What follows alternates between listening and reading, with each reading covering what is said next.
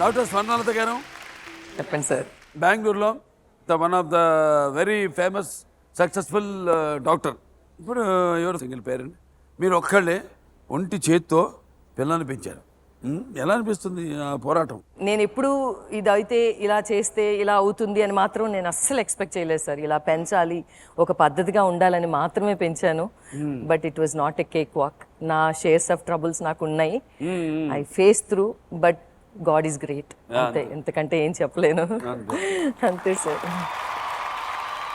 ఇప్పుడు ఇలా నీ మమ్మీకి ఇప్పుడు ఎప్పటి నుంచో చెప్పాలనుకున్నవి చెప్పకుండా ఆగిపోయినా మనసులో పెట్టుకున్నా ఆ ఒక మాట ఏమైనా ఉంటే చెప్తావా?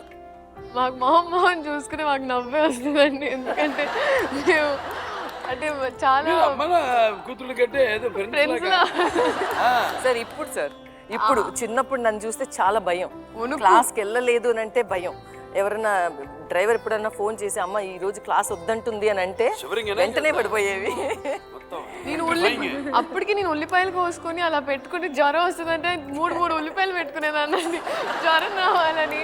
జ్వరం వచ్చేది కాదు, ఏమొచ్చేది కాదు. కానీ జ్వరం వచ్చినా, ఒకవేళ జ్వరం ఉన్నా కూడా టాబ్లెట్ వేసి పంపించేదాన్ని సార్.